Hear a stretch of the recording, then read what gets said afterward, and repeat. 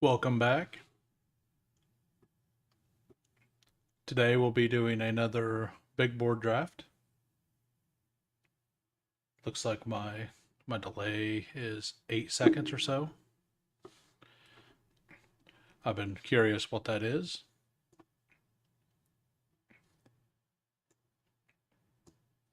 So today we're going to discuss a little bit about elite quarterback and if it's worth it or if it's not.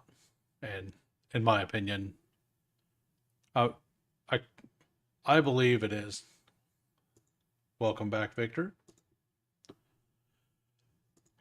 So I will go ahead and enter. If there was more than just you here, I would give a countdown.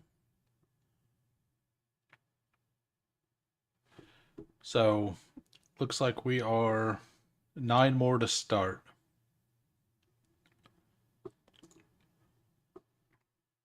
So yeah, I know a lot of people don't like elite quarterback this year. This is a chart of last year. This is Pro Football Focus. You can get this by it's a $99 prescription a year, and it gives you all kinds of information. And I believe if you're going to volume draft or if you have a lot of dynasty, anything like that, this information is pretty good. Uh, but right here, this is the week, the quarterback, obviously, and what position they finished for that week. So if you look at the elite quarterbacks from last year, we got Lamar, Josh Allen, Jaden Daniels are the ones who are being drafted really high now. And if you look at all that green, that's a lot of green. And what you want is, you want one, two, or three. So Lamar outscored every other quarterback by 40 points last year throughout the season.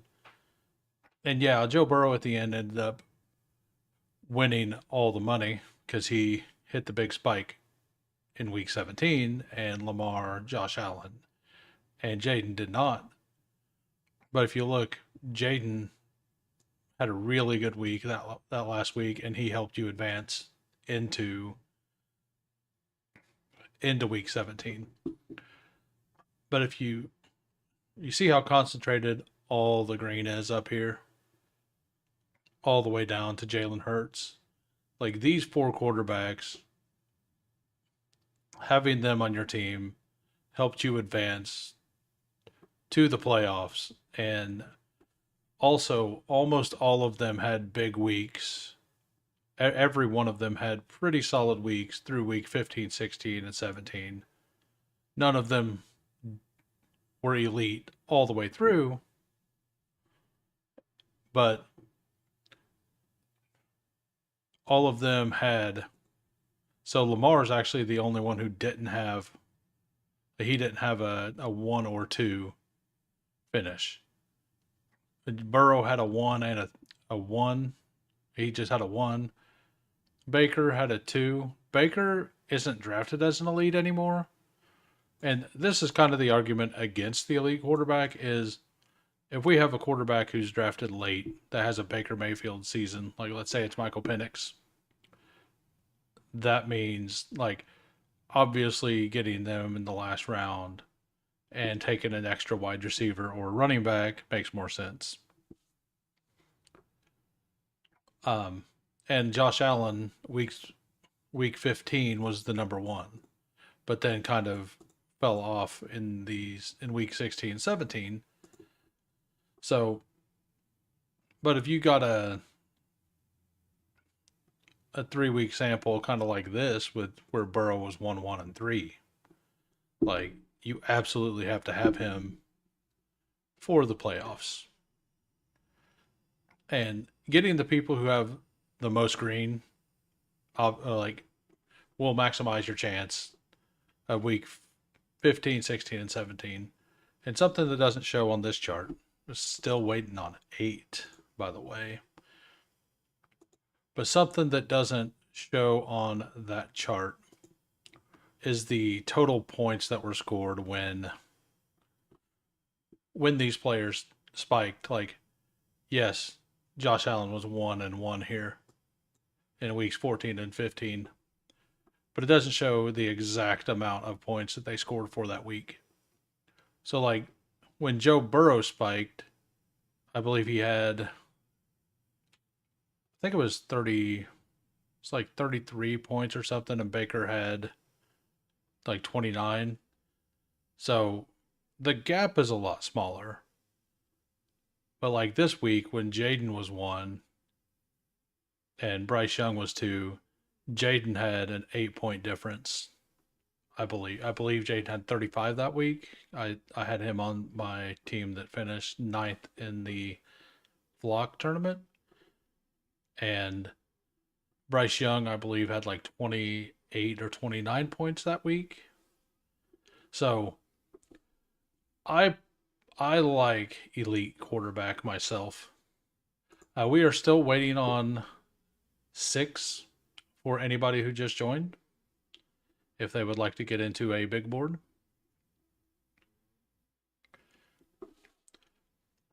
But yeah, I know elite quarterback isn't, it's something that not everybody likes. I like having the upside at that position. And also, whenever you go elite quarterback, like I will always cut at 2 quarterbacks if I get a quarterback up to like Joe Burrow. Reason, and then not like, yes, you're spending higher draft capital, but you also gain a roster position at another position.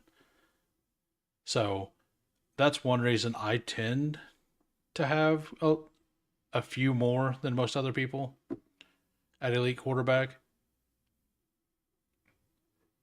In other news, like nothing really big has happened today. We had the Browns signed an offensive lineman.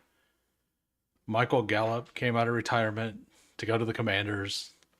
He is actually the kind of receiver they need to fit Debo into their offense a little better. So, I mean, I'm pretty out on Debo overall, but assuming Michael Gallup is somewhat somewhat of a usable player, I still think they draft somebody, but it it means to me that they're not going to reach on somebody most likely.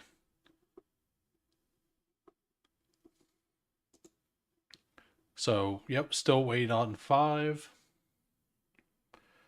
So we'll go to this. This is a spreadsheet on the quarterbacks. As you see, Lamar last year, points per game, 23. And this is actually sorted right now by fantasy points per game. And you notice Jaden Daniels, Josh Allen, Baker Mayfield, Joe Burrow, and Lamar. And actually Sam Darnold as well were all over 19 points. And then this column over here shows the amount of nuclear weeks, which I believe is over 25 points per quarterback. Or no, it's higher. I haven't found the number on this. This is using another website's stats. But the spikes, basically this is when they go off, how heavy do they go off? And Lamar, whenever he went off, he went nuclear, right? And then a spike, I believe, is like 23 points for a quarterback, and then 17 usable. So with Lamar, your number, like he had no dud weeks. And that's why I'm very comfortable if I get Lamar, Joe Burrow, Jaden Daniels, Jalen Hurts, Josh Allen. If I get any of those, I'm incredibly comfortable just only drafting 2 wide receiver or 2 quarterbacks. So yeah, you can I'll separate this out by spike weeks. And this is kind of what's important in best ball. So as you see, Lamar, yes, he didn't hit in those last few weeks, but he hit most of them throughout the season, which means the likelihood of him smashing when it matters is high. And Jaden Daniels is one of my he's one of my favorite clicks right now. It's a sophomore season. It could be a sophomore slump. We just seen that with CJ Stroud. But I don't think that's going to be the case. I mean, I didn't think it was going to be the case with CJ Stroud either. So who knows? I'm probably wrong again, but that's what I'm going to do. I'm going to bet on that. And he had, as a rookie, he showed very good ball placement. And he was really good at reading defenses, knew when to run. When he ran, he was able to not take heavy hits. That was coming out of college. That was my biggest concern with him. Is it seemed like when he got hit, he got smashed. When it came to actual quarterback play, I really liked him. And he had 2 nuclear weeks. Him, Josh Allen, Jared Goff all had 2 nuclear weeks. And Lamar had 1. Burrow had Lamar had 4 and Burrow had 3. So those are the weeks you want in the postseason. Anyway, hopefully this draft fills. This has taken a while.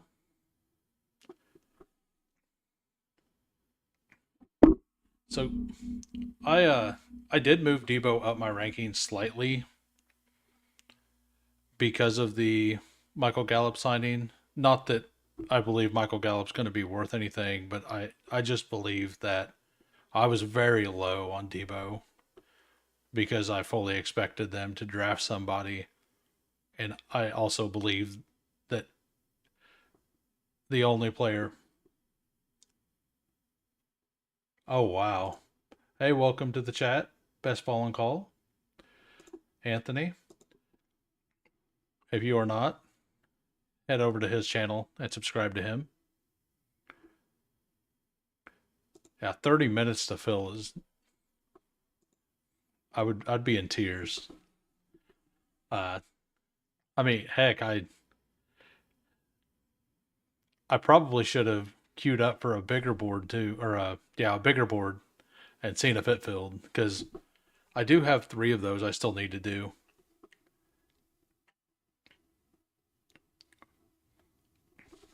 So, but yeah, with Debo, I think it's. I just think that he's going to. I don't know. I don't like him this year, but man, if they don't draft somebody, that offense is going to score a bunch of points. And kind of what I'm doing right now is betting that they do draft somebody, and if they don't, I plan on being a little heavier on him in the post-draft contest. And I'm making that bet with a bunch of players. I'm willing to be out on this player during this entire pre-draft contest. And if I'm wrong, I will just overcorrect in the other tournaments. Draft finally filled. I get the 103. I've been seeing Inouye in a bunch of drafts lately. Nobody here that I recognize.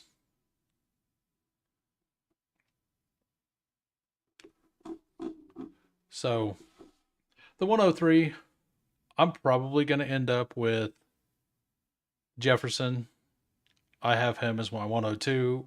I stopped taking him for a little bit because I was getting way too much of him. And I wouldn't mind. I want to be at about, I don't know, 14, 15% feels right. Come on, you want Bijan, don't you? I think this guy wants Bijan. I'm pretty sure he wants Bijan.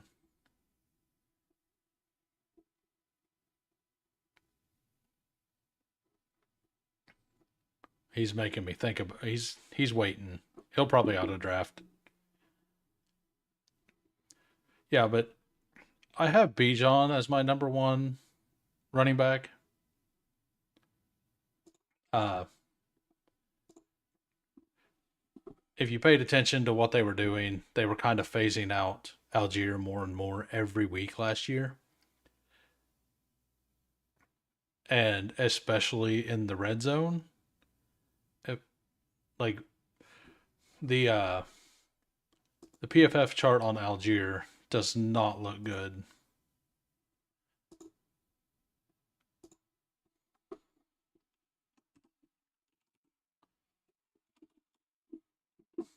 Because he's not on the top.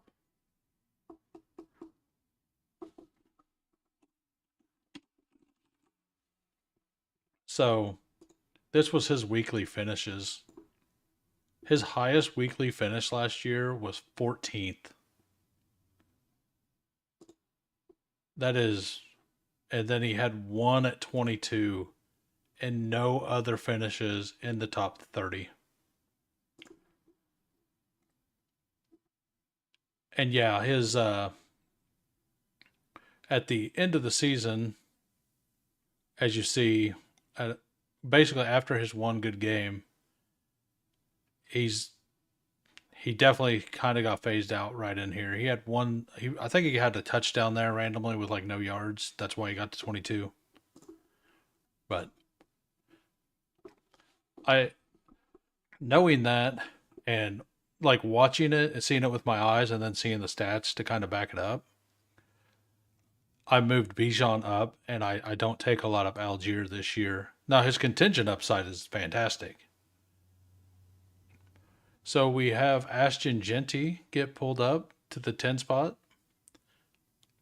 That's a move that I don't dislike. I think that is going to be more common after the draft if he goes to the Raiders or Bears. I mean, I actually think he's going to go probably like 108 ish. I don't know what I think. I think I was looking through my stuff earlier. I don't really have any Jefferson Bucky teams. And I kind of want to make sure I have enough Bucky. The Bucks, the offenses I want big parts of this year, definitely the Bengals. I think the Bengals are the number one offense in the league, and they have a bad defense. I want a bunch of the Bears, and I want a bunch of the Bucks. So those are the teams that I think are going to have. I think they all have high ceilings as offenses. We know the Bengals do, and I think that the Bucks and the Bears could be mispriced. So hopefully, hopefully I'm correct about that. We'll see. And there are some other offenses that, like the Rams, also are a team that their offense is going to be pretty legit. And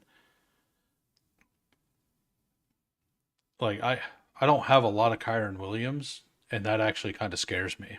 Like he could just be the guy again. But I tend to like I love all the wide receivers in the third round. I have a really hard time if it's not Brees. Like other than Brees, I just take a wide receiver usually. All right, so looks like I have 10% of my JJ teams have Bucky. I think I'll go ahead and do that. We were talking about it. It feels good. We'll go ahead and do that. And I would be ecstatic if T. Higgins makes it back around. T's a player that I'm probably going to end up at like 16, 17% on T. Higgins with him with them signing both of those players to those contracts. I don't see how that offense doesn't score 30 a game. And I mean, they're still not going to win games because their defense is that bad.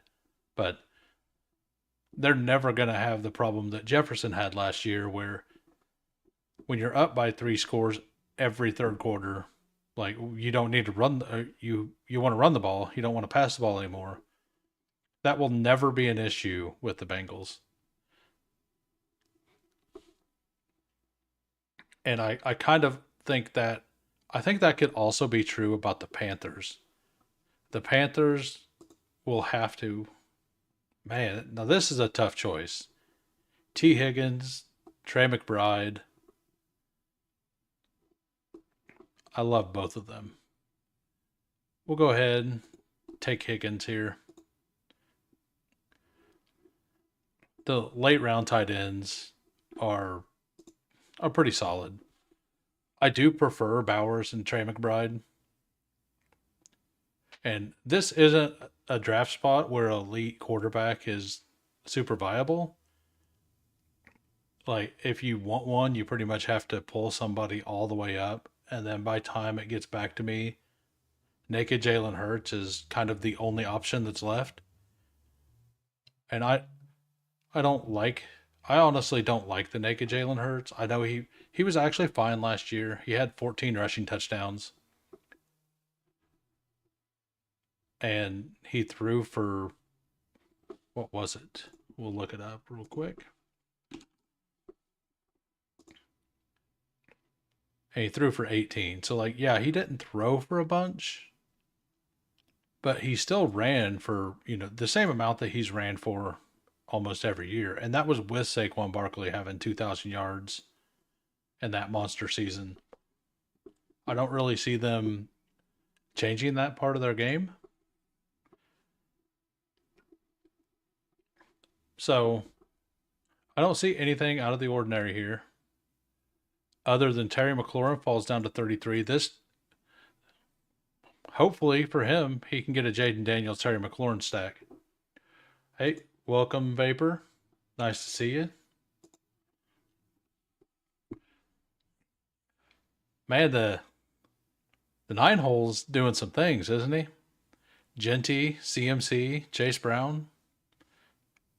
I'm not into CMC, but this is actually the kind of team I would, if I took CMC, I would want. I would want to go just believe in it. Maybe even take a fourth running back by at like 58, like stop at Kenneth Walker and just go for it. We'll see what he does. But if I take CMC, I definitely want another 2 running backs by round 6. I just don't believe he's going to be healthy the whole season. And I know we can't predict injuries, and I also, if he does smack, like, what are the chances that CMC like beats Bijan, Saquon, Henry, Gibbs by 20, 30 points over the season? Like, with the crazy season that Saquon had last year, I know he sat the last week, but he still had the same amount of fantasy points as Jahmyr Gibbs. I believe in full PPR, Gibbs still beat him. And Bijan wasn't that far off. So, and if it was points per game, I think Saquon was 1 point ahead of them. Or Saquon was 1 point ahead of them. And I don't see a 1 point per game like that. If, let's say, that does happen, in my opinion, that 1 point per game isn't worth the risk of having somebody who literally could not get healthy the entire season last year. And previous years is also, look at this. So much for elite quarterback. I love that Lamar pick. I've also recently moved up Rashee Rice. I was thinking about him a little bit, and I think I want to be overexposed on him during these early contests. And Most of the reason why is because of the advance rates. So in this contest, 3 of 12 advance. So with 3 of 12 advancing, that actually makes it more likely you're going to sneak a Rashee Rice team in. Let's say he does, like, because it looks like he's going to be reasonably healthy and that he'll end up serving a suspension. Let's say it's 6 games. 25% of the teams are going to enter instead of 16% of the teams into the playoffs. I think that makes Rashee Rice a better pick. It's kind of like the same strategy as taking him in the war room or the bigger board. Like, yes, he won't produce the first 6 weeks, but at a 4 out of 12, like, the risk of him blowing your team up is less. So I think I'm going to go ahead and take Chris Godwin here. Like, I definitely do need a fourth wide receiver since I took Rice, and he probably won't be available at the beginning of the season. And it also is a little team stack with Bucky Irving, with Jefferson, Higgins, Rice, Godwin. Like, I feel very, very strong about that. Like at the beginning of the season and at the end, I'll probably add one more in the next couple rounds. Just to fill through the flex a little bit. But I mean, I think this looks pretty solid. I love the T Higgins slide. It didn't get the ultimate push on Joe Burrow. It doesn't happen that often. I thought I'd got it twice. I looked today, or 3 times. I looked today. I've only got it twice.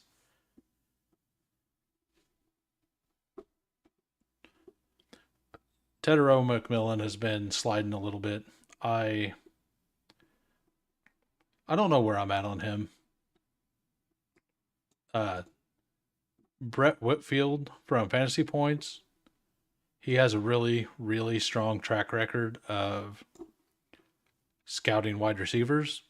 And he says that Tet is by far the 1A in this class. Assuming, they weren't listing Travis Hunter at all. So, but he said far and away he was the one. So, when people I respect say that, but then like Steve Smith Sr., who I also respect, he actually had him as his 2. So, but that's still, that's not nothing. And I'm not really worried about, like, let's say it was the 4.55 speed was the correct one on the hand times. His speed isn't what matters. It's his ability to dominate in the red zone. Like, if he could be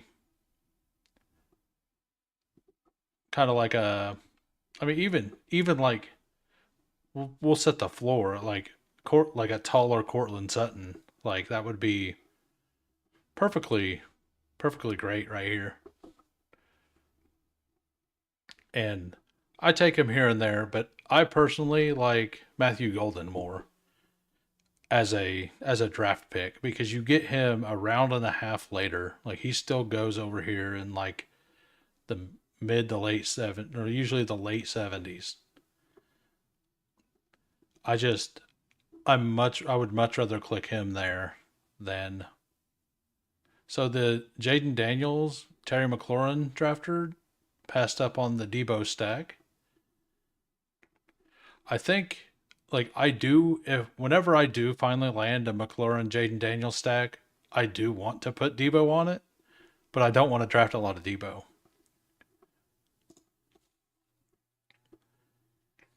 All right, we will look at ownership here.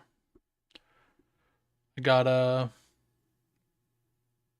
I think this is a good spot to take one of these two.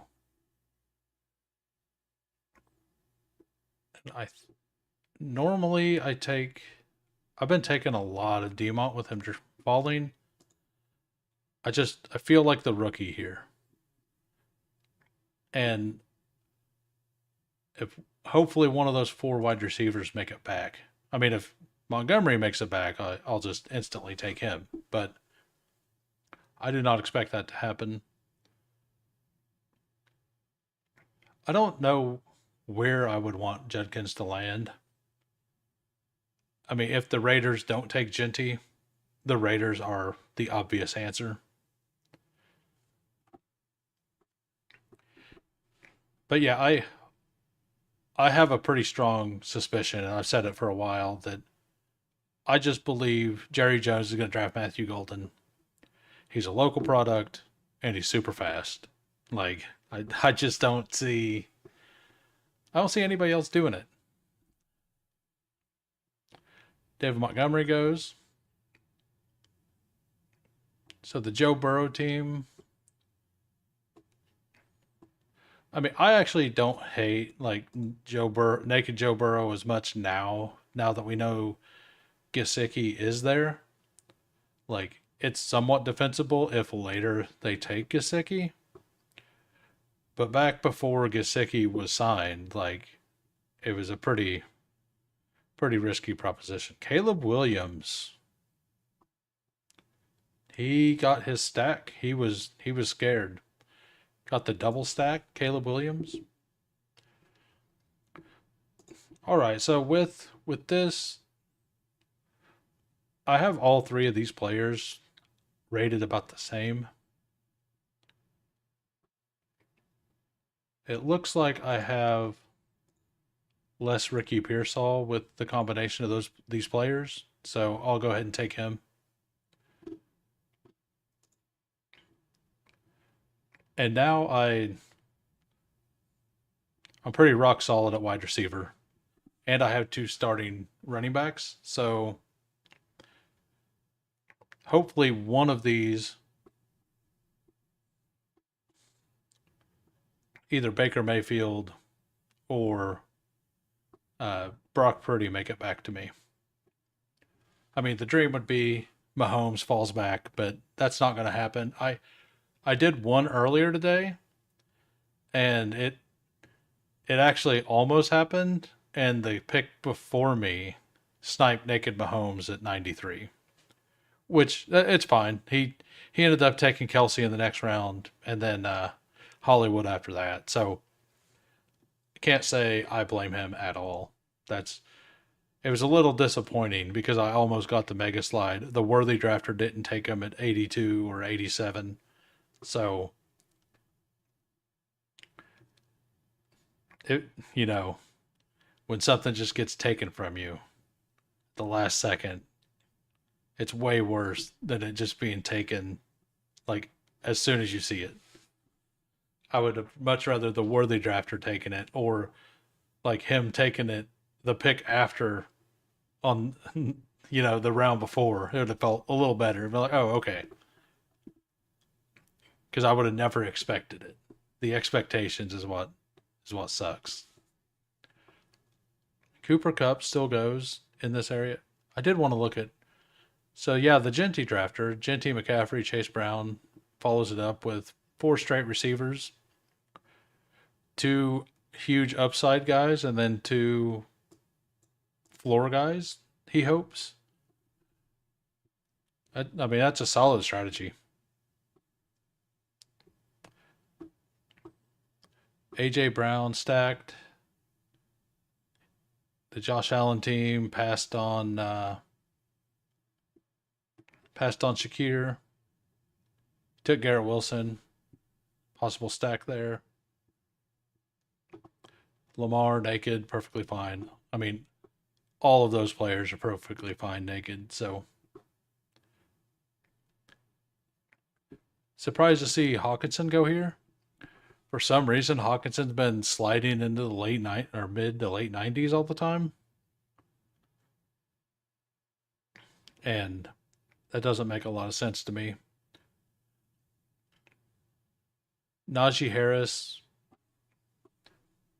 I see him go all over the place. I've seen Najee go all the way from 55 all the way to like, I think I got him at 97 2 days ago after the news. So he's still all over the place. I don't know where he's going to lock in, and this is kind of where I like him.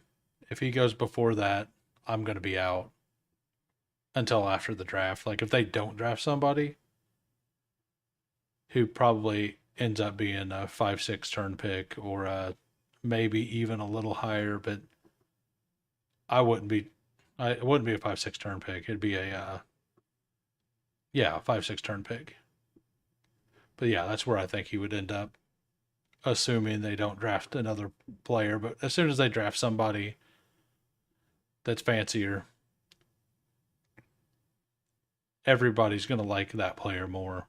If it's, let's say, it's a Travion Henderson or Omarion Hampton, or even like in the second or like third round, they take RJ Harvey or something, like almost got the epic Patrick Mahomes slide, but the naked Burrow drafter also took the naked Mahomes.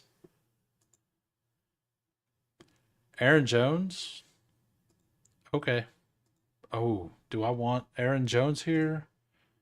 Or do I want Baker?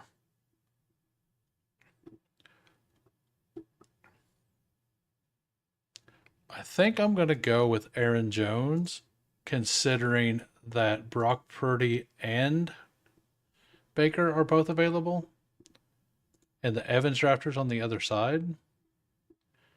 So I'm going to try to push it, get a little value here with Aaron Jones. Aaron Jones is one of those players that I don't get to as much as I need to because I'm always taking a quarterback in this range. So if I had 10% on Aaron Jones, I probably would have just smashed one of the two quarterbacks there. I'm assuming that the 2 hole will take. He reached on Caleb, so I'm assuming that he's going to take Brock Purdy here. Bo Nix goes.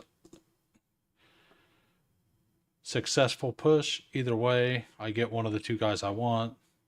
I want Baker more because I have two pieces of that offense. He doesn't take either one of them.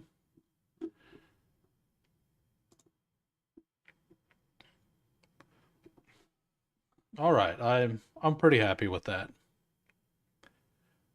The purple pocket is getting deep in the pocket. Very deep. Gonna by ADP we have a few more. Like I'm hoping, like if Brock Purdy doesn't make it back, I'm completely like I would love to get Justin Fields, but I have this feeling that the Garrett Wilson drafter here will take Fields in the following round and have it looks like he's drafted very solid. He took Travis Hunter at 90. I assume that he's also going to be pretty heavy on Justin Fields. David Njoku goes before Jonnu Smith. I I have a I personally have a clear tier between those two. I kind of think Jonnu is by himself in a tier after Hawkinson and Laporta, and then Njoku, Kraft, and Tyler Warren are kind of in that next tier, and Kelsey and actually it's like Jonnu and Andrews I have together now that Andrews is definitely back, and the fact that I think the Njoku drafter is actually the Lamar drafter, so he took David Njoku over Mark Andrews. Maybe he has a lot of Mark Andrews. Maybe he's just trying to get unique. Like that is a divisional correlation. Maybe he's trying to get the week 17 matchup there. I don't dislike it. It's just interesting.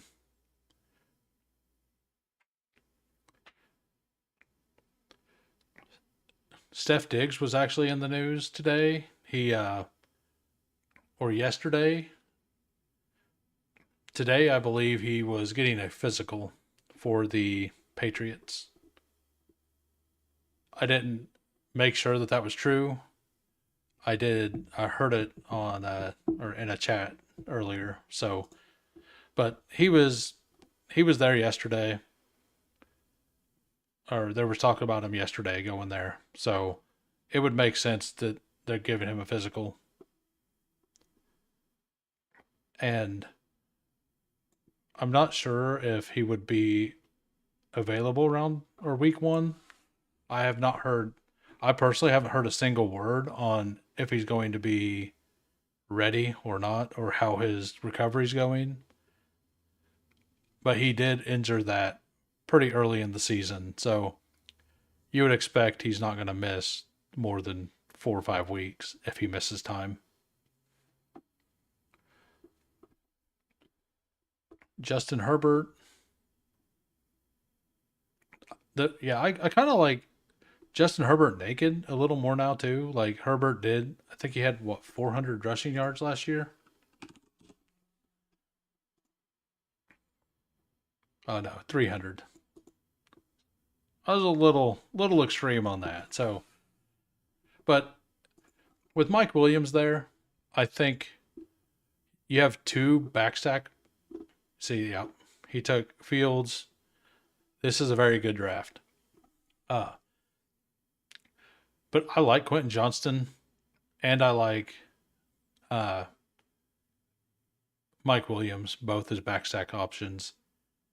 You can assume that if Hampton isn't there, that there's a fairly good chance that Colston Loveland gets drafted by the Chargers, Jim Harbaugh connection and all. So you have two definite stacks and one possible stack. If I can dodge this right here, and I push Brock Purdy all the way back around, not even trying to. Sometimes you run hot. Looks like I'm running hot.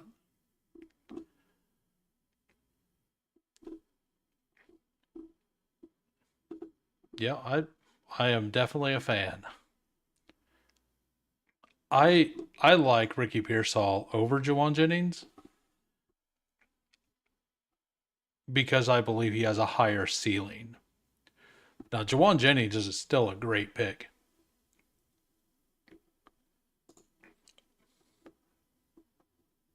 So, do I want to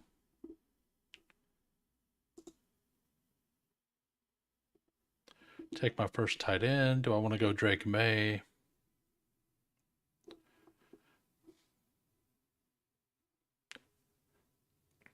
I think I'll go. I think I'll take Tucker Kraft. I don't have a tight end yet. I really like Tucker Kraft this year. They have said really good things about him. And let's be honest, he's probably their best wide receiver. Jaden Reed's the most talented wide receiver on the team, but he seemed to disappear last year. And Josh Jacobs said it best. We need an elite wide receiver. We need a number one. I'm paraphrasing. So I still have a hard time clicking Travis Kelce right now, even at these ADPs. I just remember late in the season last year when I would watch my Chiefs, he just looked so slow. He looked so slow. And it, like, whenever he would catch the ball and turn and try to get upfield, that first step was way slower than it ever had been. Like, I hope I'm wrong for my team's sake, but and that doesn't mean that he can't be productive. Like, he could still get 700 yards or so and a few touchdowns. Like, that's perfectly and that's well worth this pick. I just wonder if they're gonna like not really phase him out, but rest him a lot more in the regular season and run like Jared Wiley and Noah Gray quite a bit more. And I could also see them being a team that drafts Harold Fannin and ruins his the funness of taking him in these drafts. Like that, the small school project guy, huge. JJ McCarthy at 132. Well, I was kind of hoping to get him at 147. I mean, if he wanted him, he had to take him there. So I do the same thing.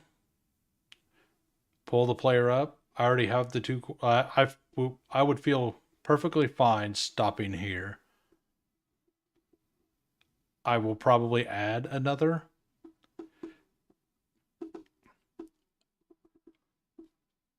I have a hard time quitting Anthony Richardson.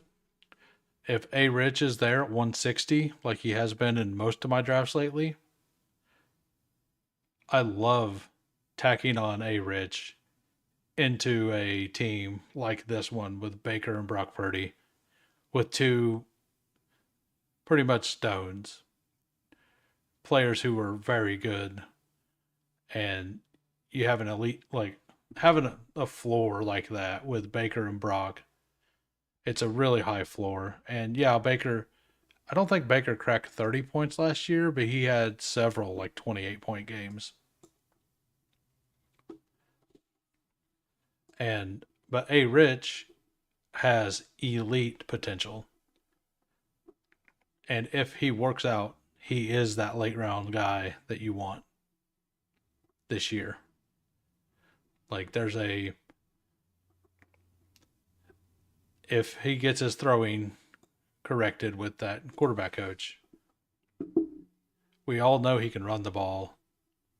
We don't know if he can stay healthy, but in the 15th, 16th round, you're not really sacrificing very much. And with it being a 20 round draft versus like in an 18 round draft, I wouldn't be doing that. But in a 20 round draft, you have the extra draft picks. I don't get like I would love for Loveland. If Loveland comes back, I'd be ecstatic. I do need to move him up in my rankings. Well, there's the first negative thing that happened in this draft. I don't have any tight ends rated for a while. I do need to just. He's not there either. Yeah, I'll take Trey Harris. 12 picks past ADP. Seems fine to me. He had the elite 5.15 yards per route run last year.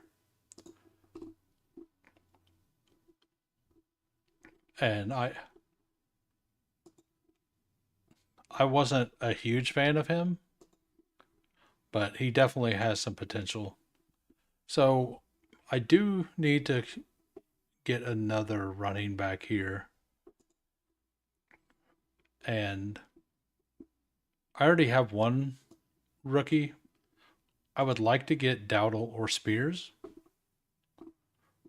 Something I've been trying lately is early on I was taking like three or like basically four rookies with a solid veteran. I'm trying to get at least one solid veteran, another middle like I want three veterans in every running back room. Just so I feel like I know I'm gonna have some players. It's made. I'm not saying that it's the right thing, but whenever I finish a draft and I look at it, I feel a little safer if I have like Tajay Spears, Aaron Jones, and Bucky Irving. I don't feel like my floor is any less than if, let's say that instead of Tajay Spears, it was Dylan Sampson, and every other pick is a rookie. Like, and the only two older running backs I had was Bucky Irving and Aaron Jones, and there was like Judkins, Sampson, Giddens, and then Raheem Sanders or something. Like, I think I like the feeling of having somebody I know. Like, the Titans are definitely, like, they've been addressing the offensive line. They are definitely they're almost definitely taking Cam Ward number one. That offense is going to be significantly better last year. And Tony Pollard did well. And Tajay Spears, whenever he was finally healthy, also did very well. I think if the Titans take a running back, I don't see it being top 3 rounds. They have so many needs elsewhere. I believe that Tajay Spears is pretty safe in his role. And he actually, like, he looked pretty good in those last few weeks. As you could see, I had, 15% of him? Isaac Garendo continuing to climb up board slowly. I don't think I'm going to end up, like, this pick is Anthony Richardson if he's there. If he's not there, perfectly fine. I still only have one tight end. I was really hoping, like, I really wanted Loveland to fall, but that is a fantastic pick by him. Trey McBride, Colston Loveland, and then he went ahead and took Kyle Pitts also. I guess if you're going to take Kyle Pitts, you want to make sure you have two studs that can actually give you points ahead of him. So, good on him. Like, he knows that Kyle Pitts is probably worthless. So, you go ahead and take Colston Loveland and Trey McBride. And then at the end of the year, you can say, hey, look, I won with Kyle Pitts.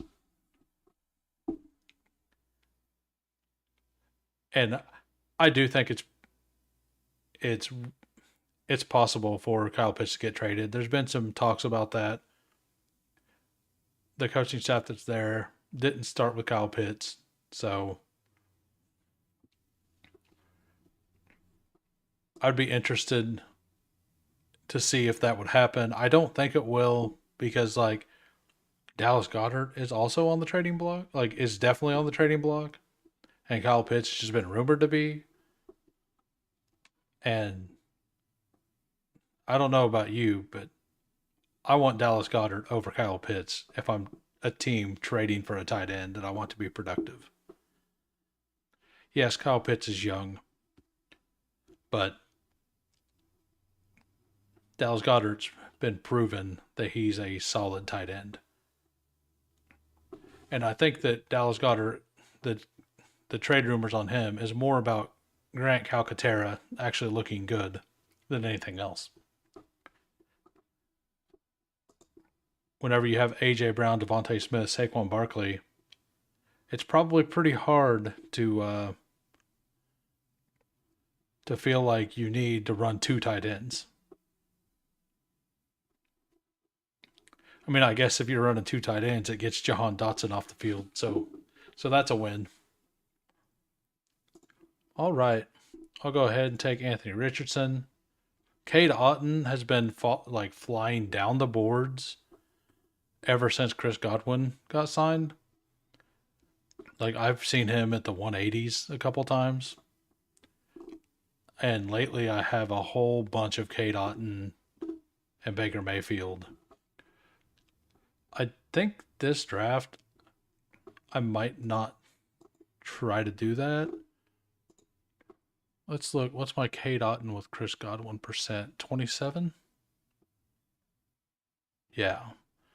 So 27%. that's not reasonably too like unreasonably high. 75% with Baker. I mean that's not terrible either.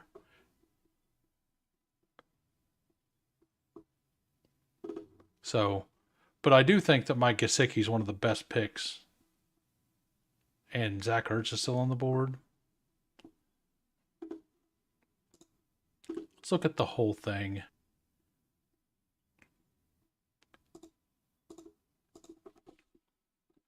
I like several of the tight ends left, but I definitely need one. I think I just take Cade Otton, secure the stack, gives me $3. It might be overstacking, but if Baker's going to score 4 touchdowns in a playoff week and win me the week, you're going to want more than one piece of that offense. So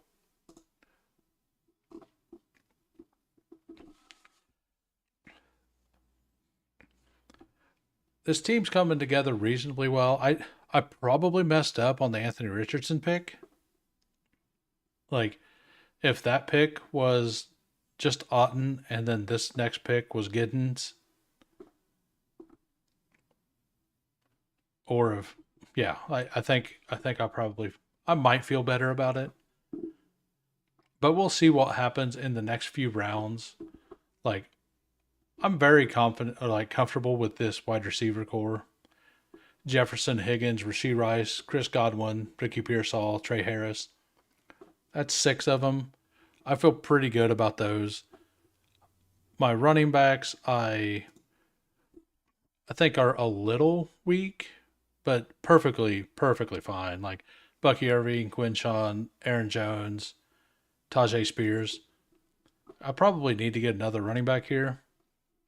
Problem is that every one of them I like is basically gone.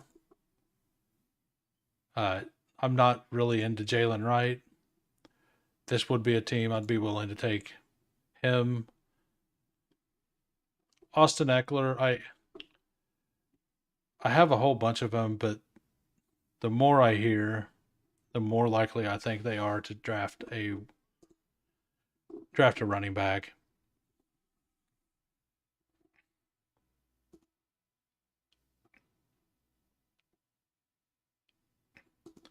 The 2v2 is so arbitrary since you're in the 15th and on. Yeah, yeah, it is, but like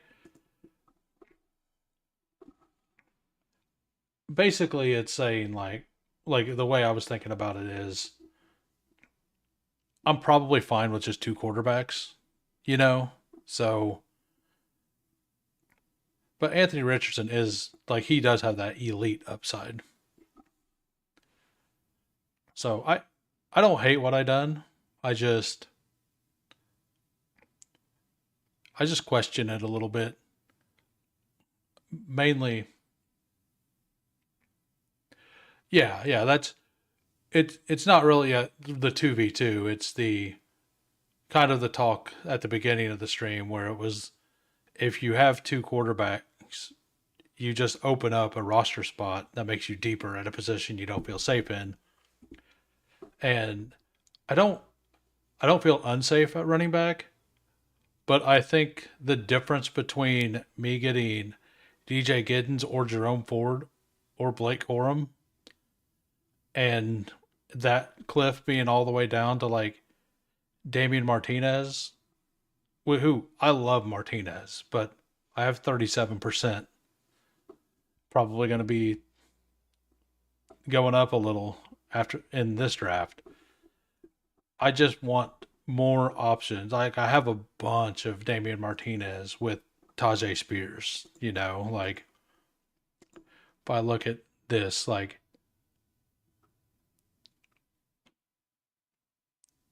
I guess I guess not really. I guess this would be a little bit more, but there are some people I don't hate in the last rounds. So, all right, which one of these wide receivers do I want? We'll go to the overall rankings. Damian Martinez is actually in the window. And there's 3 or 4 wide receivers I like here. So I'm going to go ahead and take Martinez. And I could take I'm definitely going to get a third tight end. I like a lot of these guys. I haven't been taking a whole lot of Arroyo or Taylor lately, and I want to start taking them again. So I'm going to go ahead and queue up some of these rookie wide receivers. I guess those are the only 2 left. And I don't, I'll take Adonai Mitchell as well, since that might actually be the play.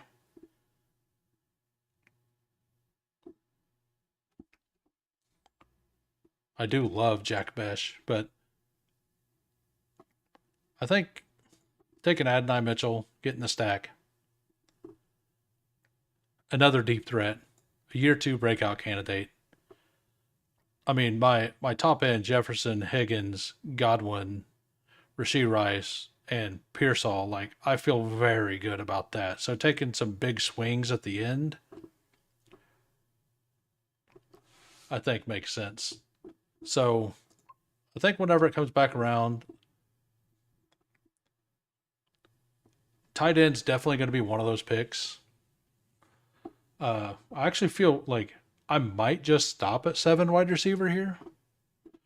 I have a ton of capital in at wide receiver: Jefferson, Higgins, Rice, Godwin, Pearsall, and then all of them stacked with somebody. I think this team might benefit from being 4 tight end. And I think if I cut a wide receiver, if Jack Bash makes it all the way back, there's that. But I think if I can get one of these rookie tight ends, and if one of those is available, and then I just tack on a Sean Tucker or a Will Shipley or a Keaton Mitchell on the end at running back, I think I like this team. Bucky, Quinshon, Aaron Jones, Tajay Spears, Damian Martinez. Yeah, I think I'd be fine stopping at 6, doing that, and then going.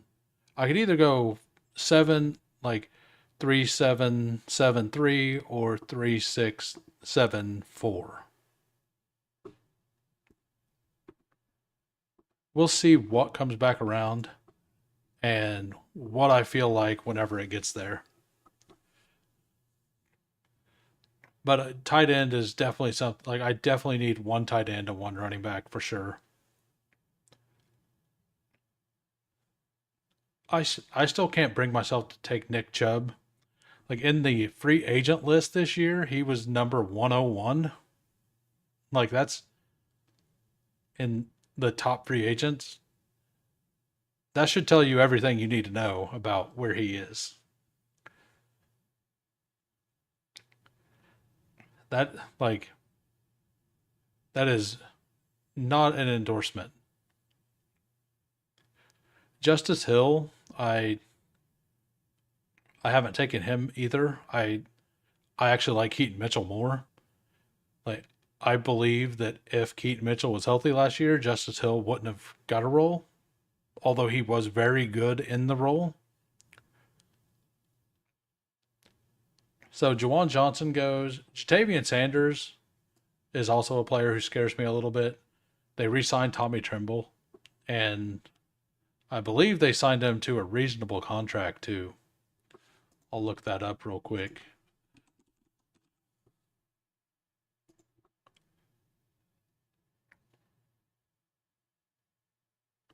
So I guess 2 million a year. That's not that much.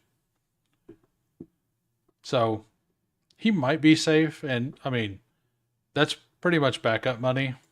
So maybe they are in on Jatavian Sanders, but he was a project whenever they got him, just like Trimble.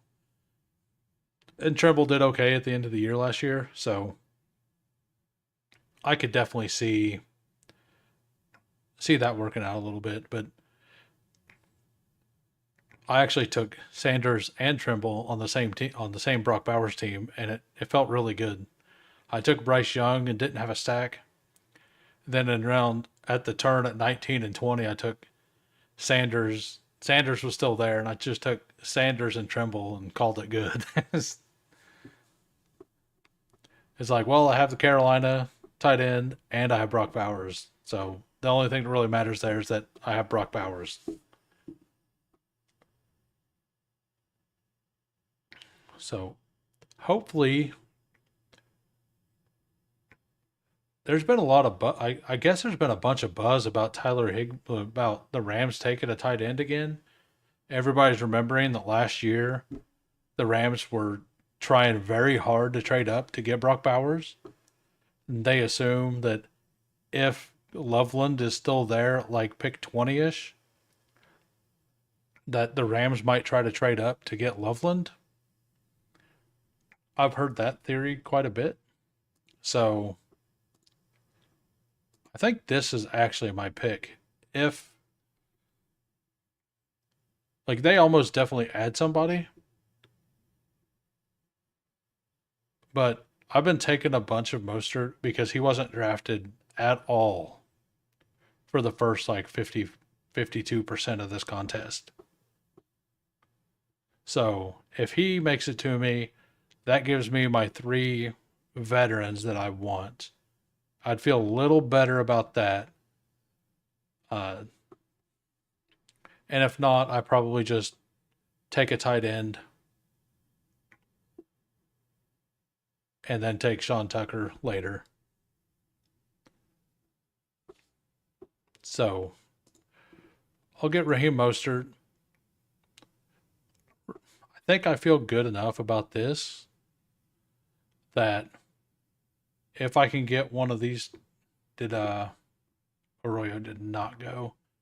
I haven't taken a single share of off the Schneid's Terrence Ferguson yet. I don't actually know much about him, but I think what I'll do is I'll take one of these 2 players. Chig first. I like Higbee more for the season, but with this team, I'll go ahead and take Chig since I have Aaron Jones or Tajay Spears. And then if Taylor or Arroyo make it back around to me, I will take them. And if they don't, I will tack on another running back. I think that will be my attack plan here.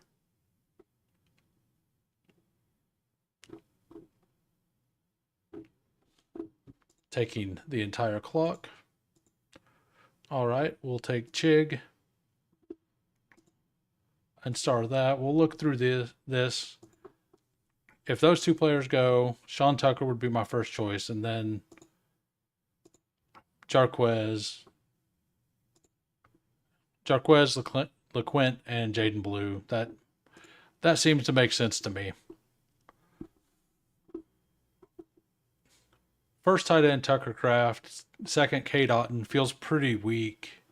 So with the extra position, like if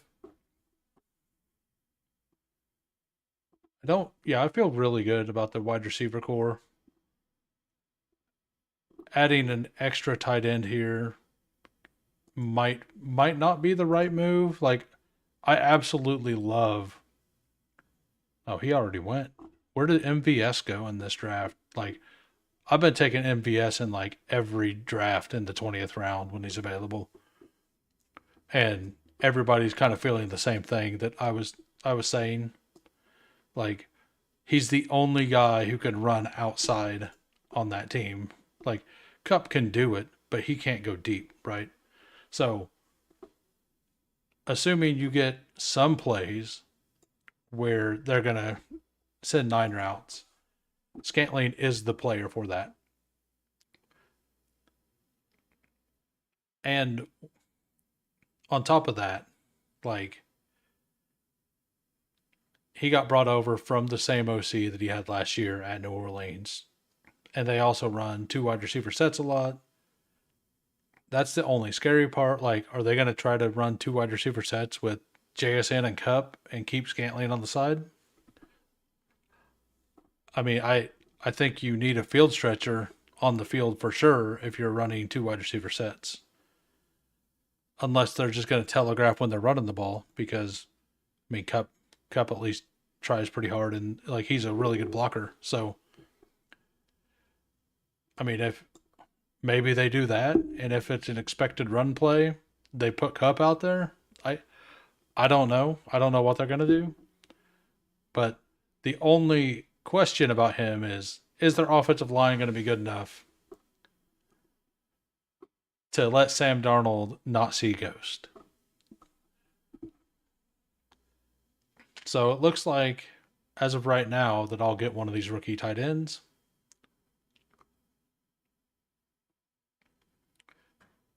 Yeah, so it might be.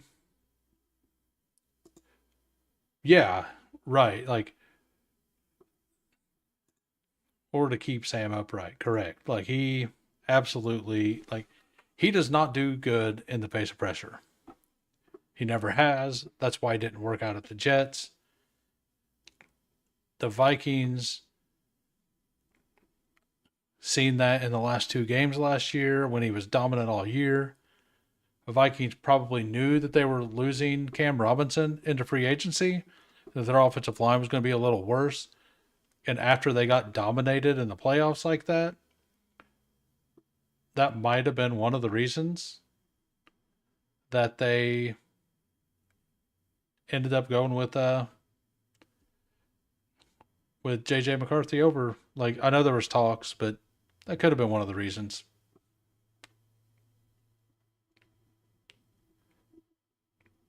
Man, these last round picks.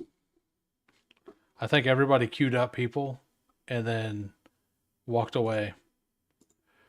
Mason Taylor made it back. Recap the team. Brock Purdy, or Baker Mayfield, Brock Purdy, Anthony Richardson, Bucky Irving, Quinshon Judkins, Aaron Jones, Tajay Spears, Damian Martinez, Raheem Mostert. Wide receivers, Justin Jefferson, T. Higgins, Rashee Rice, Chris Godwin, Ricky Pearsall, Trey Harris, Adonai Mitchell. 4 tight ends, Tucker Kraft, Cade Otton, Chig Okonkwo, and Mason Taylor. But thank you for coming out. Appreciate it. I won't be live near that often anymore. I'm getting ready to work probably 50 to 60 hours a week for the next probably 4 months, 5 months. So I'll be on here and there. But anyway, good luck in your drafts.